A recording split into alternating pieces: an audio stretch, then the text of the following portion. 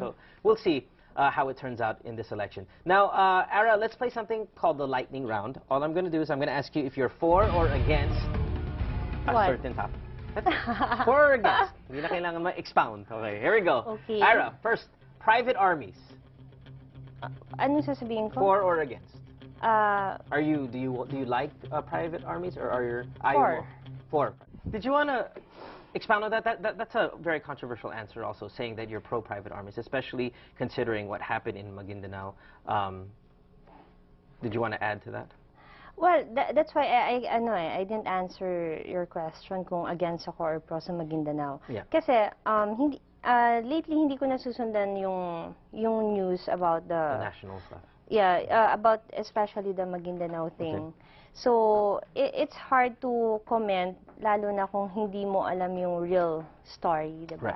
Right. I have a caller from Quezon City. Her name is Melody Lozambe. Melody, good evening. Thanks for being on IMO. How are you? Hello. Hi, Melody. Yeah, if I may make a comment, ano? Absolutely. Kasi kanina yung questions that you asked Aramina, I hope she doesn't mind a reaction, ano?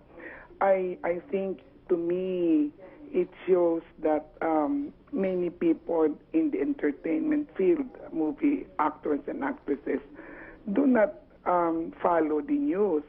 Like yung sa Maguindanao issue, it is very disappointing that Aramina said she has not been following the news. This has been, for almost 1 month every day, nasa newspaper, nasa TV, all the pictures, the massacre.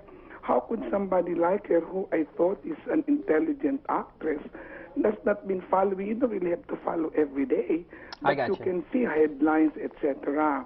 But let's get back to your comment about Ara. Ara, she was making a point that if you're not following the Maguindanao issue, which is been, again, every day in the news, and you are running for politics, that could be kind of disheartening for a lot of people, especially people like, say, Melody here, who No, from QC. it's everyday nga. Kumaga ilang may more than a month na nasa news yan. Yeah. I'll be honest, every time I watch the news, medyo nakaka-depress eh. Yeah. Pag nanonood ka, patayan dyan, patayan dito. Of course, I want to know what's happening in our country. But napanood ko na yung ilang news, parang sobrang nadidepress ako. Yeah, but the thing about that, Ara, is that you are running for politics. Like, if you weren't running for a position and nadidepress ka sa news, then okay lang. Sige, patayin mo. Don't watch it anymore. That's fine. But the fact that you're running for public office, and in public office, especially in a country like ours that struggles, it's very depressing. Situations around you, whether in your district, in your city, in your province or whatever, nakaka-depress talaga, and you have to be able to strengthen yourself. Hindi, kasi and do this. I always go out eh. Hindi ko afford manood lagi ng news. So sometimes I receive news sa text and message, then sometimes nakakabasa ako ng dyaryo.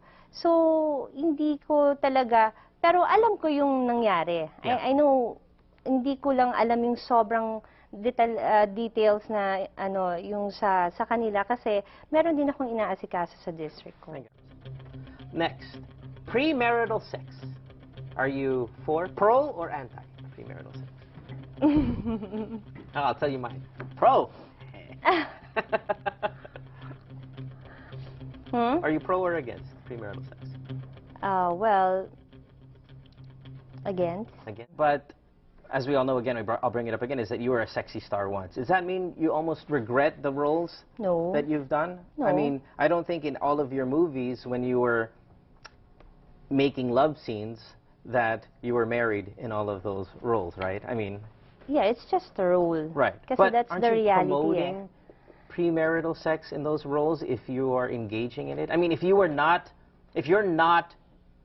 anti-premarital sex, but yet you do it in your roles, don't you find that a bit contradictory? No, if you will notice kasi, di ba yung mga R18? Yeah. So, hindi allowed din yung mga so hindi nila napapanood. Get to it. Charter change. Against. All right. How about the VFA? VFA? The Visiting Forces Agreement.